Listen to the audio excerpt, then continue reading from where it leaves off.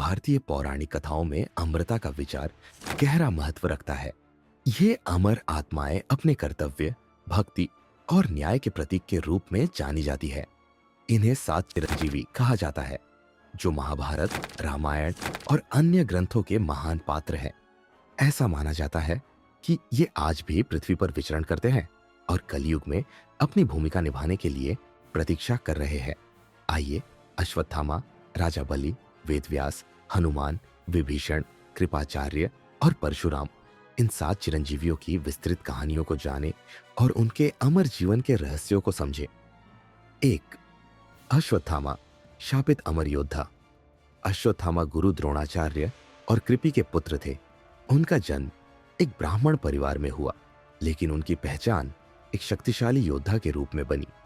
महाभारत के कुरुक्षेत्र युद्ध में उन्होंने कौरवों की ओर से लड़ते हुए अपनी वीरता दिखाई, लेकिन जब पांडवों ने छल से उनके पिता द्रोण की हत्या की, तो अश्वत्थामा के मन में बदले की आग भड़क उठी।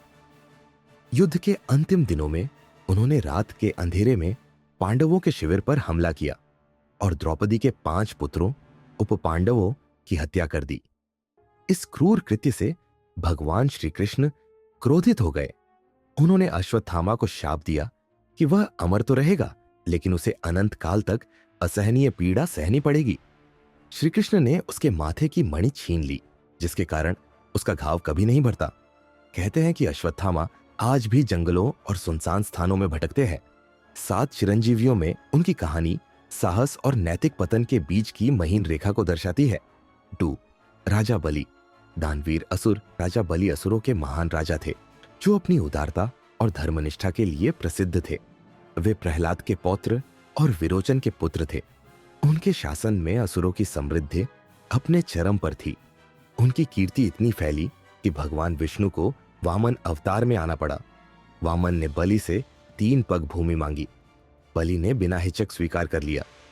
वामन ने अपने विराट रूप में 2 पग में स्वर्ग और पृथ्वी नाप ली। तीसरे पग के लिए बलि ने अपना सिर आगे कर दिया। बलि की निष्ठा से प्रसन्न होकर विष्णु ने उन्हें पाताल लोक का राजा बनाया और अमरता का वरदान दिया। केरल में ओणम पर्व के जरिए उनकी याद आज भी जीवित है, जब वह हर साल अपनी प्रजा से मिलने आते हैं। 7 चिरंजीवियों में बलि त्याग और सम्मान के प्रतीक है। 3, वेदव्यास, अनंत ज्ञान के रचयिता। वेदव्यास, जिन्हें कृष्ण द्वैपायन भी कहा जाता है, महर्षि पराशर और सत्यवती के पुत्र थे।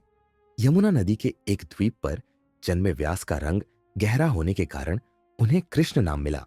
उन्होंने विश्व के सबसे बड़े महाकाव्य महाभारत की रचना की।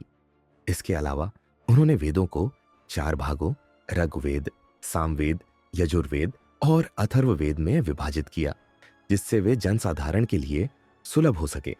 व्यास को अमरता प्राप्त है और कहा जाता है कि वे आज भी हिमालय में तपस्या में लीन हैं। 7 चिरंजीवियों में वे भारतीय संस्कृति और साहित्य के संरक्षक के रूप में पूजे जाते हैं। उनकी रचनाएं आज भी हमें ज्ञान और धर्म का मार्ग दिखाती है। फिर हनुमान, भक्ति और शक्ति का प्रतीक। हनुमान, जिन्हें पवन पुत्र या बजरंग बली भी कहा जाता है, अंजना और केसरी के पुत्र थे। उन्हें भगवान शिव का अवतार माना जाता है। रामायण में उनकी भक्ति और वीरता की कहानियां अमर है। सीता की खोज में समुद्र लांघना, लंका धन करना और संजीवनी बूटी लाने के लिए पहाड़ उठाना, ये उनके असाधारण बल के प्रमाण हैं।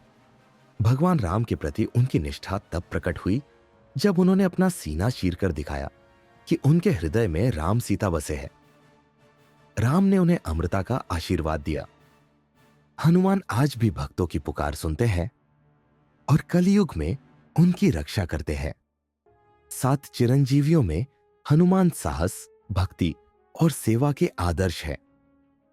हनुमान चालीसा उनकी शक्ति का जीवंत प्रमाण है। 5वां, विभीषण, धर्म का रक्षक। विभीषण लंका के राजा रावण के छोटे भाई थे। राक्षस कुल में जन्म लेने के बावजूद वे सत्य और धर्म के पक्षधर थे। जब रावण ने सीता का हरण किया, तो विभीषण ने उसे यह अधर्म छोड़ने की सलाह दी। रावण ने उनकी बात ठुकरा दी और उन्हें अपमानित कर लंका से निकाल दिया। तब विभीषण ने भगवान राम की शरण ली और युद्ध में उनकी सहायता की। राम ने विजय के बाद विभीषण को लंका का राजा बनाया। उनके शासन में लंका फिर से धर्म का केंद्र बनी।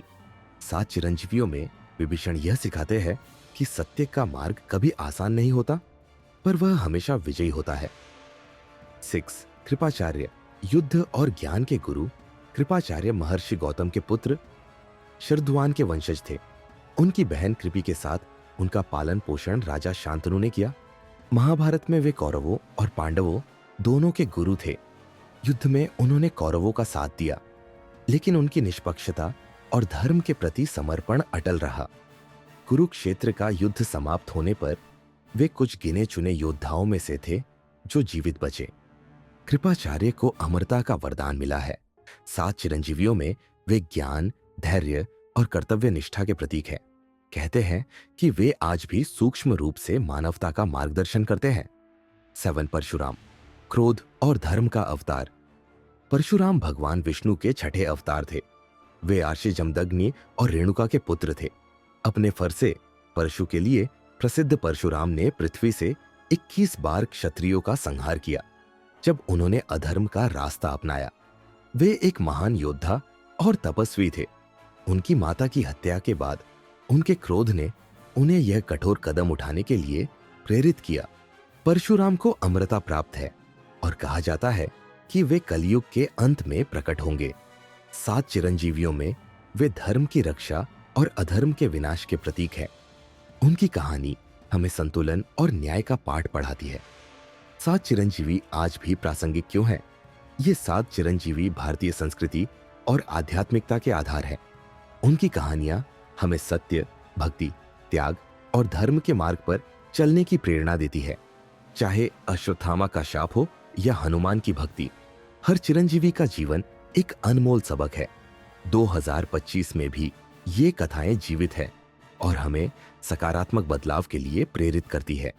7 चिरंजीवी केवल एक शब्द नहीं, बल्कि भारतीय पौराणिक कथाओं का एक जीवंत अध्याय है। ये अमर आत्माएं हमें जीवन के मूल्यों को समझाती है। इनकी कहानियां पढ़ें, इनके गुण अपनाएं और इन्हें अपने जीवन में उतारें। क्या आप इन चिरंजीवियों की शक्ति और प्रेरणा को महसूस करते हैं? अपनी राय हमें जरूर बताएं।